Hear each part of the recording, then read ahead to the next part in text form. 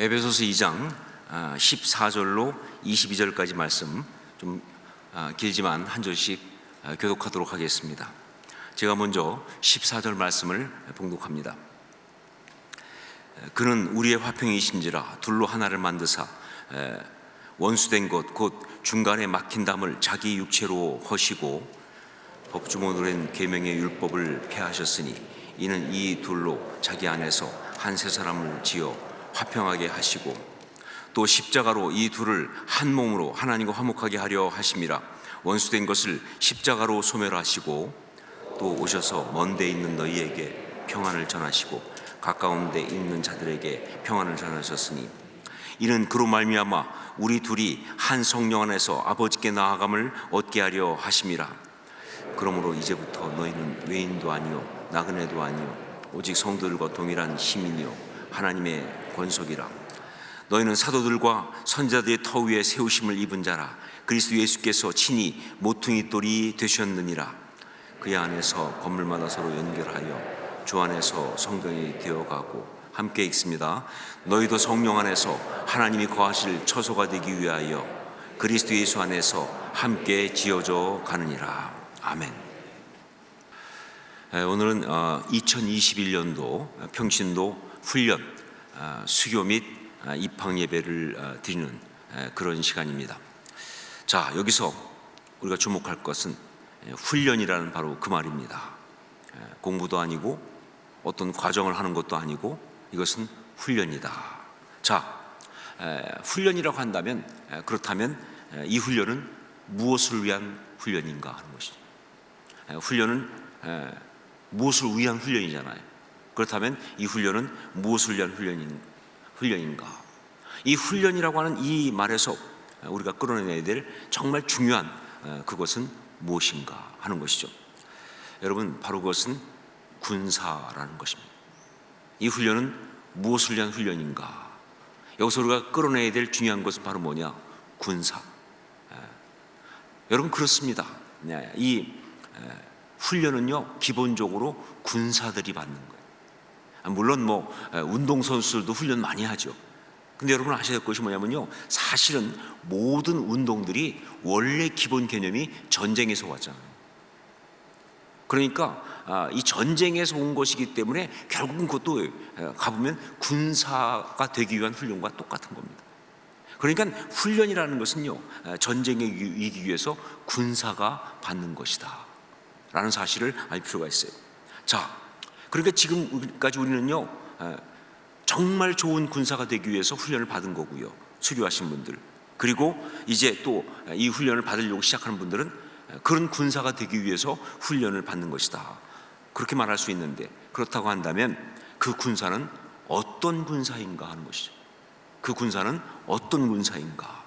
여러분, 이제 이 교회 훈련을 통해서 군사가 되기 위해서 훈련을 받고 있는데 그 군사는 어떤 군사인가? 그건 바로 십자가 용사입니다. 다른 군사가 아니고 십자가 용사, 십자군, 십자가 용사가 되는 것, 바로 그것이 우리가 이 훈련을 받는 그 내용인 것이다. 우리는 훈련을 통해서 군사가 되는데 다른 군사가 아니라 십자군, 십자가 용사가 되기 위한 그런 훈련을 받는 것이다. 여러분, 그렇습니다. 그리스도인을 갖다가 군사라고 한다면요 그건 무조건 십자가 군사예요. 그리스도인을 군사라고 한다면 그건 그냥 무조건 십자가 군사입니다. 십자가 용사입니다. 다른 게 아니에요. 오직 십자가 용사일 뿐이다. 자, 그런데 이 십자가 용사라고 한다면 이게 무슨 말이냐? 이 말은 바로 십자가로 싸워 이기는 사람들이. 그러니까 십자가 용사라고 할 때 그 말은 그들의 싸움의 도구가, 그들의 싸움의 방법이, 그 싸움의 어떤 능력이 십자가라는 겁니다. 십자가로 싸우는 사람들이에요. 절대로 십자가를 위하여 싸우는 사람들은 아닙니다. 십자가 용사란 말이 십자가를 위해서 내가 싸운다, 아니에요. 혹은 십자가가 상징인, 그래서 십자가를 걸고 어떤 그런 우리 부대 기가 십자가야, 그래서 십자가 상징인, 그거 아니에요. 십자가 용사란 말은 무슨 얘기냐? 십자가로 싸우는 사람들이. 이것이 중요한 것입니다. 여러분, 기독교 역사에 있어서 인류 역사에서 볼 때 제가 볼 때는 가장 안타까운 것 중에 하나가 바로 뭐냐? 십자군 전쟁입니다. 크루세이드라고 하는 십자군 전쟁. 11세기부터 14세기까지 거의 400년 동안 7차에 걸쳐서 십자군 전쟁이 있었습니다. 정말 굉장한 기간이죠. 자, 그런데 그 십자군 전쟁은요, 그 자체로도 엄청난 문제가 많은 실패작이었지만, 그러나 그 후유증은 훨씬 더 심한, 그러나 아주 실패작이었어요. 어디까지 있느냐? 현대 9/11 같이 9.11 테러처럼 굉장한 테러가 많지 않습니까? IS처럼 이 모든 테러들의 이유가 거기서 시작돼요.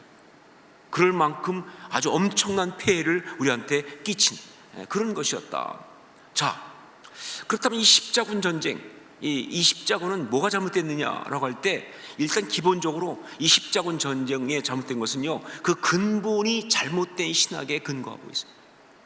십자군 전쟁은 왜 일어났느냐? 바로 성지순례 때문에 일어난 거예요.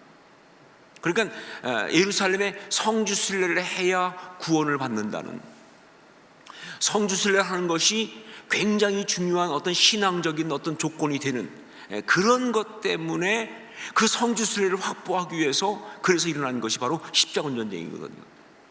여러분 맞습니까? 성지순례 갔다 와야 구원받나요? 그건 잘못된 신학이에요. 그건 캐톨릭의 틀린 신학입니다. 근데 그것 때문에 시작된 이야기예요. 그러니까 문제가 아주 출발부터가 문제예요. 잘못된 신학. 물론 성지순례 갔다 오면 좋지요. 하지만 그게 무슨 구원의 조건이 되거나 신앙의 어떤 건 핵심적인 요소가 아닌 거죠. 근데 그것 때문에 일어났으니까. 더군다나 이 전쟁을 주도한 자들이 가진 이 속마음, 겉으로는 신앙이에요. 겉으로는 하나님을 위해서, 하나님의 나라를 위해서. 그렇지만 이 속마음은요, 권력과 이 정치적인 욕망, 그리고 세속적인 탐심이 굉장히 가득했어요. 그러니까 십자가를 내세웠을 뿐 전혀 십자가 신앙과는 상관이 없는 그런 마음가짐이었다는 것이죠. 교황도 그랬고, 또 유럽의 무슨 제후들도 다 그랬고, 왕들도 그랬고 말이죠. 다 그랬어요. 그러다 보니까 어떤 일이 벌어졌느냐? 십자군들이 많이 실패했지만 특히 1차 때는 성공을 했거든요. 그 십자군들이 이제 예루살렘을 갖다가 정복하면서, 이슬람들이 정복하고 있는 예루살렘을 탈환하면서 거기서 어마어마한 학살과 그리고 약탈을 자행했어요. 이슬람 사람들을 너무 잔인하게 죽이고 그러는 바람에 그때 받은 상처로 지금까지 이슬람들이 분노하는 거예요. 원래 분노하기 좋아하는 그런 사람들인데 가지고 그야말로 그냥 이유를 달아준 거죠. 진짜 어떤 정복자보다 더 심하게. 그러니까 신앙이 없는 그냥 일반 야만인들보다 훨씬 더 심한 인간의 어떤 본성적 어떤 그 정복욕, 그다음에 어떤 약탈 본능을 그대로 다 발휘해버린, 그게 바로 십자군 전쟁이에요. 잘못했죠. 자, 그런데 무엇보다도 이 십자군 전쟁이 잘못된 것은요, 그 십자가 용사들이 그 십자가를 가지고 싸워야 될 어떤 그런 내용이, 이게 잘못됐어요. 십자군이라고 한다면, 십자가를 가지고 싸워야 한다면요, 그것은 기본적으로 공동체를 아름답게 세우기 위해서 싸워야 돼요. 우리한테 십자가가 주어지고 십자군 용사가 됐다면요, 공동체를 아름답게 세워야 한다는, 그걸 위해 싸워야 한다는 이 사실을 제대로 모르고 다른 엉뚱한 내용대로 싸움을 한 거예요. 결국은 뭐예요? 기독교 세력을 확장하기 위해 싸운 거 아니에요? 그거 아니에요. 십자가 용사들은요, 특히 십자가 용사로 싸우는 것은요, 기독교 세력을 확장하기 위해 싸우는 그런 거 아니에요. 그러니까 마귀들과 싸울 때 십자가로 싸운다 하니까 마치 무슨 이 세상을 십자가로 가서 십자가를 가지고 정복하는 그런 싸움처럼 생각하는데, 아니요. 정말 십자가 용사의 이 싸움의 주된 이유는요, 우리 안에 그리스도의 참된 공동체를 세우기 위해서 싸워야 되는 거예요. 그게 십자가 용사의 싸움의 주된 이유인데, 이걸 몰랐고 이걸 호도했다는 게 이게 문제가 되는 것이다. 여러분, 그렇습니다. 십자가 용사의 이 십자가로 싸우는 대상은요, 외부가 아니에요. 외부의 어떤 적이 아닙니다. 어떤 믿지 않는 세력들이 아니에요. 가장 주된 건 우리 안에 있으면서 우리 공동체를 무너뜨리려고 하는 바로 그 죄와 싸워야 되는 거예요. 그게 중요한 거예요. 그러니까 여러분, 어떤 이유로도 말이죠, 십자가 용사는요 칼로 싸우는 자가 아닙니다. 죄와 싸우는데 무슨 칼로 싸워요. 십자군 전쟁은 그 점에서 정말 잘못된 거예요. 그들은 십자가를 가슴에 붙이고 심지어 칼도 십자가의 문양을 다 집어넣어서 그 칼 가지고 싸웠다고요. 아니요, 잘못됐어요. 여러분, 우리 주님이 십자가를 지시면서 그렇게 하셨습니까? 오히려 주님은 십자가 지실 때 뭐예요? 겟세마네에서 흥분하게 좋아하는 베드로 형님께서 칼 들고 서칠 때 뭐라고 그랬어요? 칼로 하는 자는 칼로 망한다고, 하지 말라고, 그거 아니라고. 칼을 사용하는 걸 당연히 거부하셨잖아요. 예, 그게 바로 십자가예요. 십자가의 용사들은 어떤 경우에도 칼로 싸우는 자가 되어서는 안 된다는 것이죠. 자, 여러분, 훈련을 받으셨고, 그리고 지금 이제 훈련을 받으시려고 하는 여러분, 십자가 용사가 되셔야 할 줄로 믿습니다. 예, 우리는 십자가 용사가 되기 위해서 훈련을 받았고요, 또 훈련을 받으려고 하는 거예요. 예. 자, 이것을 위해서 이제 우리가 먼저 알아야 될 것, 그렇다면 십자가는 도대체 뭐냐 하는 거예요. 십자가는 도대체 무엇인가? 그 십자가, 그것이 의미하는 그 메시지는 무엇이고, 그 십자가, 그것이 역사하는 바 그 능력의 내용은 무엇인가? 여러분, 제가 여러 번 얘기하지만 십자가는요 심볼이 아니에요. 단지 그냥 상징이 아니에요. 그냥 어떤 의미만도 아니에요. 예, 십자가는요 실제 역사하는 능력입니다. 예, 우리에게 십자가는 실제 역사하는 능력이에요. 자, 그렇다고 한다면 그 십자가는 도대체 뭐냐 하는 거예요. 어떤 능력이냐? 자, 여기서 우리가 알 것, 십자가는 원래 뭡니까? 자, 이제 훈련을 받으신 분도 있으니까, 공부 열심히 하셨으니까 이 정도는 알지 않을까요? 여러분, 십자가는 뭐 하는 겁니까? 십자가는 뭐 하던 건가요? 너무 쉬운 건데, 그렇죠? 십자가는요 바로 형틀이에요. 제 아무리 다양한 이야기를 붙이고 그래도 기본적으로 십자가는 형틀이에요. 근데 그 형틀도 어떤 형틀이냐? 예, 당연히 형틀이니까 죄인을 사형시키는 형틀이에요. 죄인을 사형시키는 형틀이에요. 그러니까 아무리 십자가가 신학화되고 상징화되고 영적으로 중요한 심볼이 되고 거기에 진짜 그야말로 금메기를 칠갑을 해도 형틀로서의 본질은 바뀔 수가 없어요. 십자가는 형틀입니다. 그렇기 때문에 결국 뭐예요? 십자가의 가장 주된 의미는 뭐냐? 영적인 가장 주된 어떤 그런 역사는 뭐냐? 예, 죄인을 죽이는 곳입니다. 죄를 죽이는 곳이에요. 인간의 그 죄성이 처형되는 곳이에요. 바로 이 점에 십자가의 능력이 있습니다. 정말 십자가가 능력이 있으려면요 어떤 일이 있어야 되냐? 죄인이 죽어야 되고 있어요. 죄인의 죄가 처리가 되어야 되는 거예요. 물론 십자가는 사랑이죠. 이유는 죄 없으신 예수께서 우리를 위해서 십자가에 죽으심으로써 정말 엄청난 사랑의 현장. 그래서 십자가는 너무나 아름답고 십자가는 너무나 귀한 어떤 사랑의 어떤 그런 심볼이 되었지만, 여러분, 그 사랑은 바로 어떤 사랑이냐? 죄를 죽이는, 나 대신 주님이 대신 죽으신 거예요. 그렇죠? 죄인이 죽어야 한다는 바로 그 피 흘림 위에 있는 사랑이에요. 이건 변하지 않는 거예요. 그렇기 때문에 십자가가 지금도 역사한다면요, 예, 사랑의 역사를 하지만 십자가가, 그러나 그 사랑의 역사는 반드시 뭐예요? 죄를 죽이는 그 피 흘림의 역사, 그 죄를 처리하는, 그 죄성 없애는 그 역사를 통해서 그 사랑이 나타나는 거예요. 이건 바뀔 수가 없는 것이다. 여러분, 교회의 중심이 십자가입니다. 교회의 상징이 십자가입니다. 교회 공동체의 어떤 그런 핵심이 십자가입니다. 옛날에는 너무 핍박이 심할 때는 그리스도인끼리 주로 했던 게 이제 물고기 많이 그랬잖아요. 물고기, 익두스라고 하는 그거는 이제 예수 그리스도 하나님의 아들 구원자라고 하는 말 앞자하고 물고기라는 말에 그 익투스란 말하고 같아서 이제 막 은밀하게 암호로 이렇게, 그건 어쩔 수 없이 암호로 한 거고요.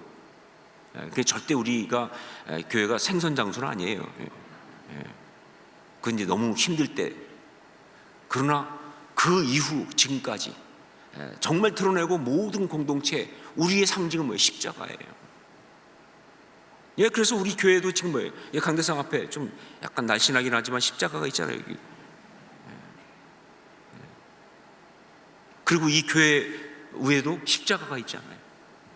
그렇게 십자가 어떤 모습이 없어도 이 모든 교회의 중심에 어떤 그 상징이, 어떤 의미가 십자가라는 건 다 알고 있을 거예요. 자, 그렇다고 한다면 교회 공동체는 십자가가 상징이라고 한다면요, 바로 무슨 얘기냐? 그 공동체에서는 어떤 일이 있어야 되냐? 바로 그 십자가를 통해서 죄를 죽이는 역사가 일어나고 있어야 한다, 그 뜻이에요. 죄가 처리가 안 되면요, 그거는 교회가 아닙니다. 죄를 이길 수 없으면 그거는 교회 공동체가 아니에요. 세상과 똑같이 죄에 대해서 해결을 못하고 끙끙거리고 앓고 거기 죄에 당하고 자빠지는 게 어떻게 교회가 되겠습니까? 그게 어떻게 그리스도인이에요? 어떻게 민사의 모임이에요? 아니 뭐 자기들 이익 때문에 치고받고 싸우는 거 똑같이 할 거라면 그걸 어떻게 교인들이라고 할 수가 있겠어요? 밖에 사람은 다 그렇게 하는데, 뭐 자기한테 조금 뭐 더 좋으면 그냥 사랑한다고 그러고, 자기한테 좀 해로우면 그냥 뭐 조상 대대로 철천지원서라고 난리치는, 그걸 어떻게 교회라고 말할 수 있습니까? 예수님 말했잖아요. 자기를 사랑하는 자를 사랑하는 건 이방인도 다 하는 거다 말이죠.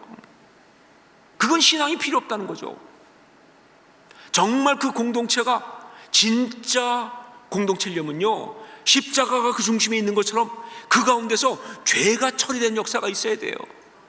죄를 이기는 역사가 있어야 돼요. 저는 분명히 믿습니다. 십자가로 병이 나을 수 있습니다. 왜? 그 병은 죄 때문에 오는 거니까.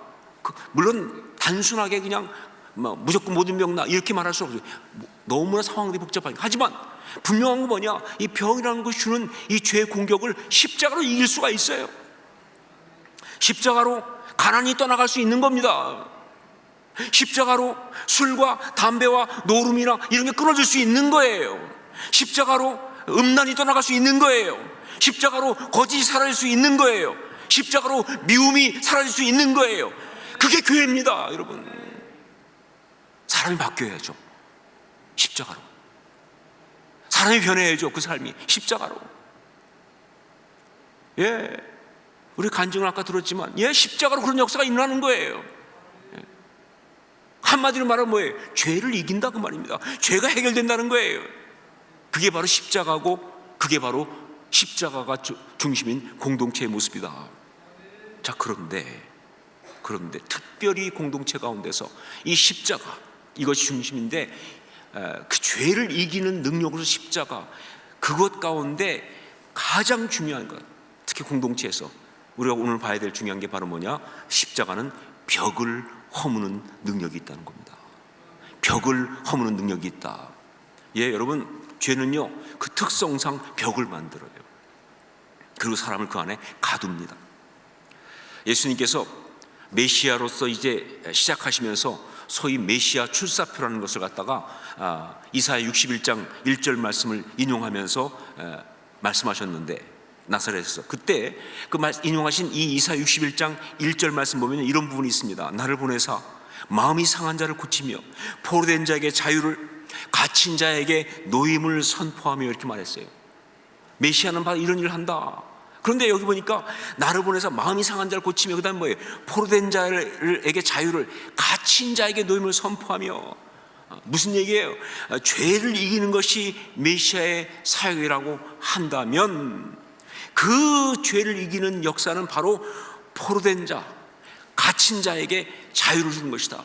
무슨 얘기예요? 죄는, 왜냐하면 사람들을 가두니까, 벽을 만들어서 가두니까, 그 갇혀있는 사람들을 뭐예요? set free, 해방시키는 것, 그게 바로 메시아의 사역, 복음이라는 거예요. 여러분, 이걸 우리가 반드시 알아야 돼요. 이게 정말 중요한 거예요. 죄를 죽임으로 죄를 이긴 승리의 틀, 승리의 도구인 십자가는요, 다른 어떤 것보다 벽을 부수는 그런 것이다 하는 사실을 알 필요가 있어요. 그게 오늘 말씀에 정확히 나와 있죠. 우리 14절 말씀을 같이 읽도록 하겠습니다. 14절 같이 읽습니다. 그는 우리 화평이신지라 둘로 하나를 만드사 원수된 것 곧 중간에 막힌 담을 자기 육체로 하시고. 십자가는 우리를 가두는 그 죄의 벽, 바로 원수된 것, 그 벽을 부수는 것이다, 그런 얘기입니다. 그게 십자가라는 거예요.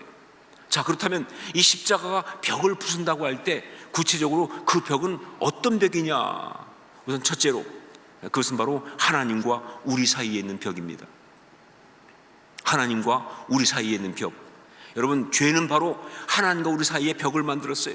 그러므로 우리가 하나님 앞에 못 나가는 거예요. 하나님과 우리 관계가 끊어지는 거예요. 성경은 이 점에 대해서 아주 분명히 말하고 있습니다. 이사야 59장 1, 2절 말씀 보니까 여호와의 손이 짧아 구원하지 못하심도 아니요 귀가 둔하여 듣지 못하심도 아니라 오직 너희 죄악이 너희와 너희 하나님 사이를 갈라놓았고 너희 죄가 그의 얼굴을 가리어서 너희에게서 듣지 않으시게 함이니라. 다른 것은 막을 수 없는데 죄는 하나님과 우리 사이를 가로막는 벽입니다. 하나님을 보지 못하게 하고 하나님을 알지 못하게 하고 하나님께 나아가지 못하게 하고 하나님을 부정하게 하는 바로 그런 벽이에요. 그 벽을 무엇이 부수는가? 십자가로 부수는 거예요. 그 벽을 부수는 게 십자가예요. 예수 그리스도께서 정말 그래서 십자가에서 친히 죽으심으로써 그 십자가의 능력을 가지고 하나님과 있는 벽을 부수게 하신 거예요. 그게 십자가입니다.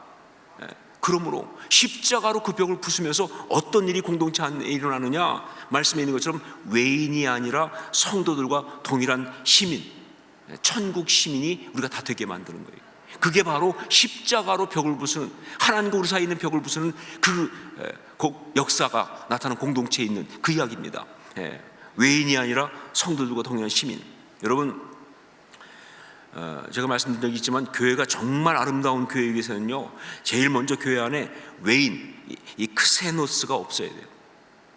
교회 안에 외인이 없어야 돼요. 이 공동체가 진짜 공동체면 이 교회 안에 외인, 크세노스가 없어야 돼요. 이 외인이라는 게 뭐냐?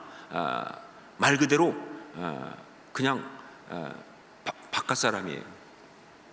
그러니까 무슨 얘기냐면요, 몸은 여기 와 있어요. 그런데 우리하고는 소속이 달라. 즉 정확히 말하면요, 교회 와서 있고 함께 있는데 하나님을 안 믿어요. 하나님의 자녀가 하나님의 어떤 그런 백성이 아닌 거예요. 외인이라니까요. 이거 어떻게 그런 일이 있을 수 있습니까? 문제는 많다는 게 문제예요. 교회를 다니는데, 교회 오는데, 그런데 전혀 신앙이 없어요. 거듭나지 않았어요. 구원의 확신도 없어요. 그냥 교회만 다니는 거예요. 그냥 문화만 그된 거예요. 근데 여러분, 그런 사람이 너무 많다는 게 문제예요. 심지어 직분자들 가운데 있습니다. 직분까지 받았는데도 아직도 구원의 확신이 없는 거예요. 천국 백성이 아니에요. 외인이라니까요. 성도들과 동일한 시민이 아니에요. 천국 백성이 아니라 그 말입니다. 여러분, 교회 안에 이렇게 외인이 많게 되면요, 이건 교회의 생명력을 갉아먹어요. 왜 이렇게 한국 교회가 이렇게 문제가 많으냐라고 한다면요, 제가 볼 때 가장 큰 주된 이유는 한국 교회 안에 가짜가 너무 많은 거예요. 교인이라고 하는데 아직 교인은 아니에요. 정확히 말하면 외인이에요. 다 크세노스라니까요. 안 믿어요. 사실은 믿음이 없어요. 거듭남의 어떤 고백이 없는 거예요. 여러분, 바로 그런 사람들을, 그 벽을 십자가가 때려 부숴야 되는 거예요. 그 십자가가 역사하면요, 바로 그것이 부서지면서 말이죠, 그러면서 그들이 하나님의 자녀가 되고 하나님의 백성이 되는 그런 역사가 일어나는 거예요. 여러분, 그게 십자가의 역사예요. 교회 안에 십자가의 역사가 있으면, 십자가의 어떤 그 죄를 죽이는 역사가 있으면요, 그 벽을 부수는 일들이 일어나면서 사람들이 와서 정말로 안 믿던 사람들이 와가지고 어느 순간부터 믿음의 고백을 하기 시작하는 거예요. 예수 그리스도를 주로 고백하고 거듭난 역사가 있는 거예요. 그냥 예배를 그냥 이렇게 봐주던 사람이 어느 순간 그냥 예배 가운데 하나님을 인격적으로 만나고 고꾸라지는 거예요. 벽이 부서지니까 말이죠. 말씀이 그냥 뭐 하여간 무슨 뜻인지 잘 모르겠고 막 이런 어떤 말씀이 갑자기 뭐예요? 벽이 부서지면서 뭐예요? 나에게 주신 말씀으로 다가오는 거예요. 찬양이 옛날에는 그냥 뭐 좀 아무 재미도 없고 뭐 왜 이렇게 어려웠고 뭐 이랬는데 어느 순간 진짜 그 찬양 한 구절 이 눈물 없이는 부를 수 없는 역사가 일어나는 거예요. 벽이 부서지니까 무엇으로? 십자가로. 이게 바로 십자가가 부수는 그 벽이라는 거예요.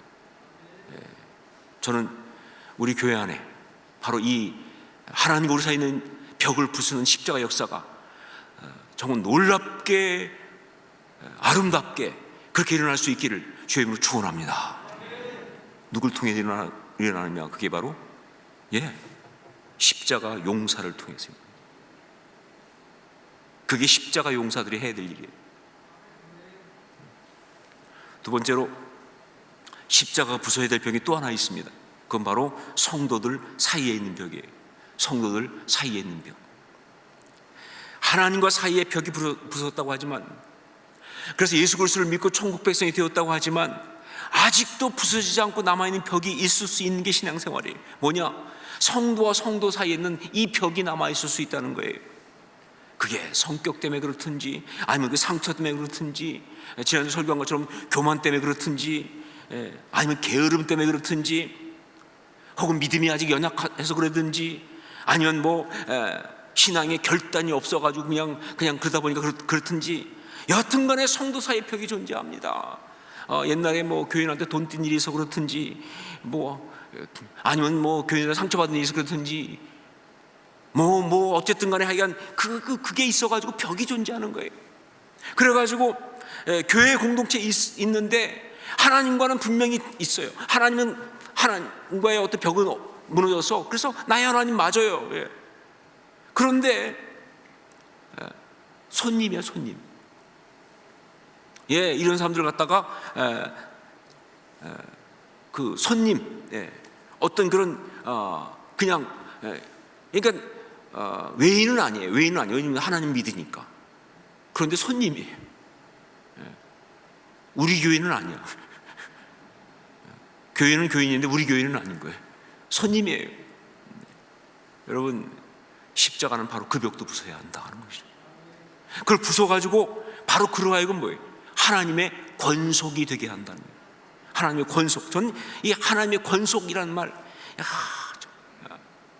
Members of God's household라는 말을 썼어요. Members of God's household.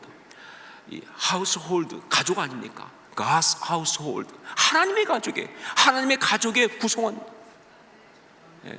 여러분, 이게 바로 진짜 아름다운 교회예요. 아름다운 교회가 되기 위해서 또 하나, 교회 안에 나그네가 없어야 한다. 파로이코스라고 하는 이 말, 파로이코스. 이건 뭐냐면요, 나그네, 합법적으로 거주하고 있고 권리도 있지만 그러나 가족이 아닌 사람이에요. 우리 집에 어떤 손님이 왔어요. 그 사람이 뭐 몰래 온 거 아니에요. 도둑놈 아니잖아요. 우리 집에 왔어요. 그래서 집에서 잠도 잘 수 있고 같이 있을 수 있어요. 근데 우리 가족은 아니에요.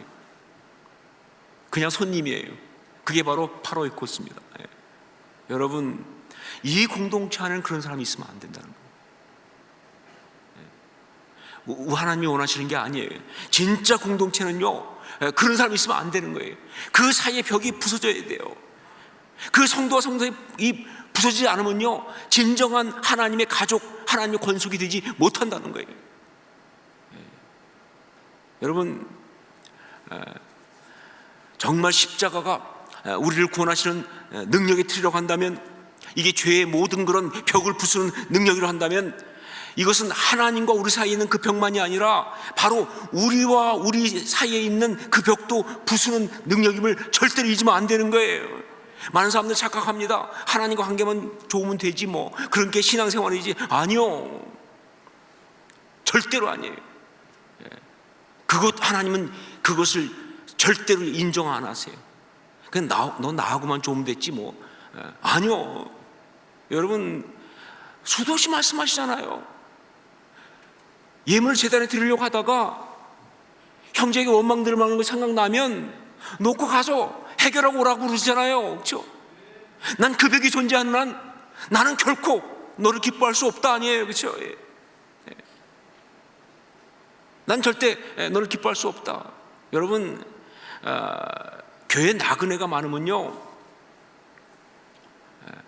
절대 그 교회는요 아름다운 교회일 수가 없습니다. 교회 나그네가 많으면요, 이건 그냥 건물로 따지면은 그 자재는 다 갖다 놨는데 건물이 제대로 다 이게 완성이 안 된 건물과 똑같아요. 그래서 거기에 사람이 살기가 너무 힘든 거예요. 불편한 거예요. 저는 완성 안 된 건물에 좀 살아봐서 압니다. 왜냐면 저희 아버님이 건축을 하시는 분인데 참 열심히 일하시는데 어릴 때 계속 저희도 집을 지어서 이사를 했어요. 그러니까 새로운 집을 져가지고 저희가 거기 가서 살다가 또 그 집을 돈이 없으니까 팔고 또 새로운 집을 또 짓고, 그러니까 우리는 늘 새 집만 살아요. 한 20몇 번 이사했는데 거의 새 집만 살았어요. 근데 문제는 뭐냐, 그 새 집이 있을 건 다 있는데 완성이 안 된 집이라는 거예요. 그러니까 갔는데 그래서 화장실은 있는데 그런데 물이 연결이 안 돼 있다든가 말이죠. 그럼 화장실인데 물이 연결이 안 돼 있으면 어떻게 씁니까? 그 전에는 더 심했죠. 방은 있는데 구들이 아직 안 깔려 있어요. 이런 거 집은 다 됐는데 그런데 전기가 아직 안 들어와 있어요. 이런 식으로. 여러분, 거기 사람 못 삽니다. 여러분, 그런데 바로 이런 면에서 오늘 굉장히 예민한 말씀이 하나 나와요. 오늘 말씀에 22절 말씀입니다. 22절 같이 읽도록 하겠습니다. 너희도 성령 안에서 하나님이 거하실 처소가 되기 위하여 그리스도 예수 안에서 함께 지어져 가느니라. 여기 하나님이 거하실 처소가 되기 위하여. 이거 참 애매한 말이에요. 여러분,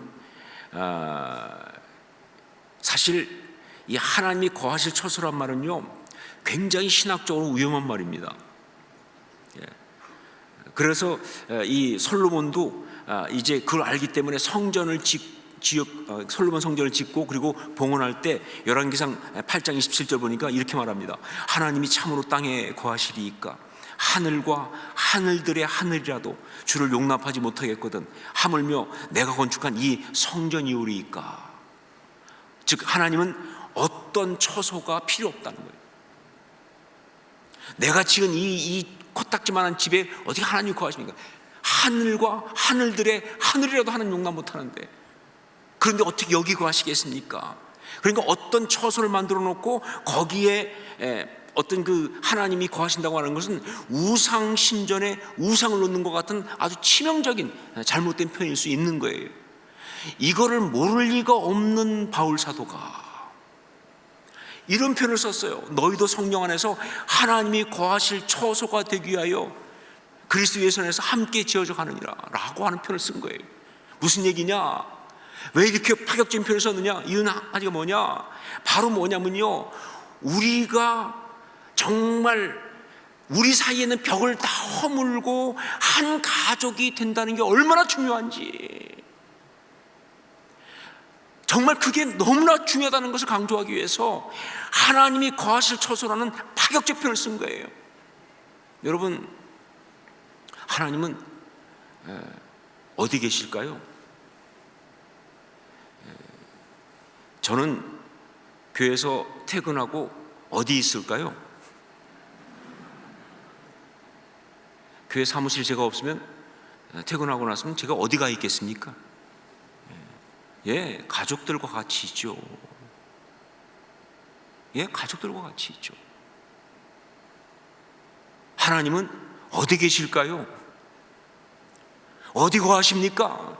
가족들과 같이 있는 거예요.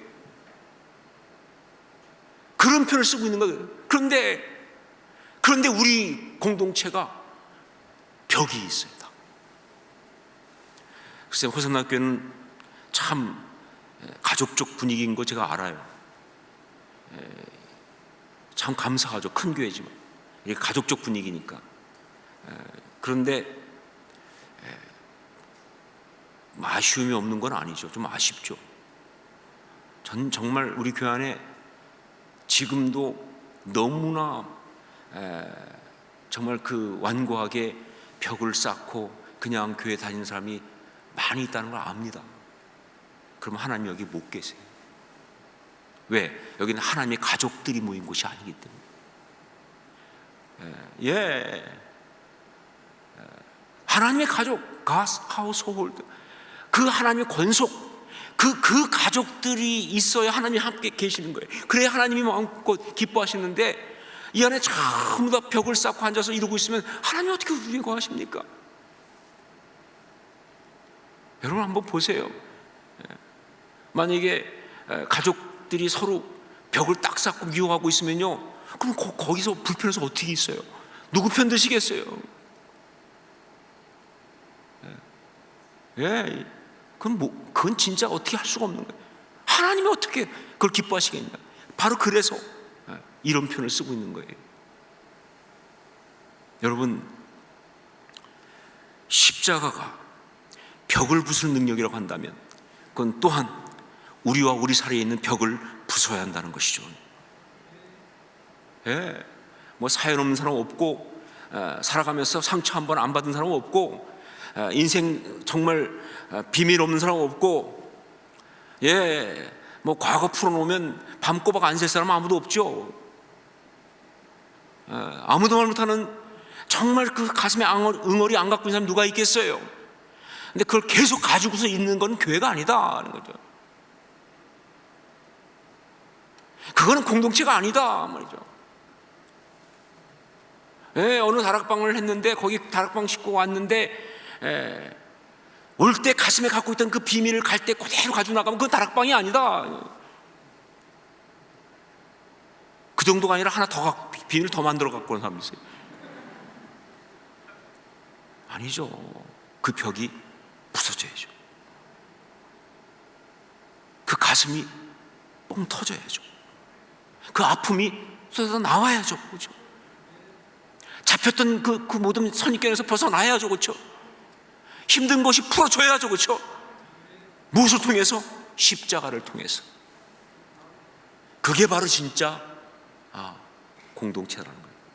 그것이 바로 진짜 하나님의 가족이라는 거예요. 그게 진짜 교회라는 거죠. 바로 그 일을, 그 십자가의 그 역사를 누가 할 것인가? 그 십자가가 우리 사이에 있는 벽을 부수고 하나님의 가족이 되게 만드는 그 일을 누가 할 것인가? 그게 바로 십자가 용사가 하는 거예요. 우리가 하는 겁니다. 우리가 해야 되는 거예요. 우리의 그 십자가 신앙이 그 벽을 부수게 만들어요. 그래서 정말 그 가족이 함께 되는, 그렇게 멀었고 남 같았는데 어느 순간부터 우리 가족이 그런 역사를 만드는 그런 일을 한다. 그게 바로 십자가, 공동체를 위한 십자가 용사의 모습이라는 것이죠. 여러분, 다시 말합니다. 우리 모두는요, 공동체를 위한 십자가 용사가 되기 위해서 훈련을 받았고 그리고 또 받을 것입니다. 기억하세요. 십자가 용사는 다른 어떤 것보다 그 십자가 능력으로 공동체를 아름답게 세우되 특별히 벽을 허무는 그 일을 통해서 이 귀한 사역을 감당한다는 사실을, 저는요, 여러분 모두가 다 벽을 부수는 사람들, 월 브레이커, 벽을 부수는 사람, 월 브레이커, 그런 사람들이 될 수 있기를 주의 이름으로 축원합니다. 여러분들은 세우신 그 자리에서 바로 벽을 부수는 사람이에요. 가는 곳마다 벽을 부수는 사람이에요. 벽을 쌓는 사람이 아니고 벽을 부수는 사람, 그런 사람 될 수 있기를 주의 이름으로 축원합니다. 벽을 부수는 사람들, 월 브레이크, 그게 십자가 용사입니다. 공동체를 세우는 십자가 용사. 이런 우리의 헌신을 통해서 우리 하나님의 아름다운 공동체가 세워지고 우리 하나님이 기뻐하시면서 우리 중에 거하시는 축복이 있을 수 있기를 주의 이름으로 축원합니다.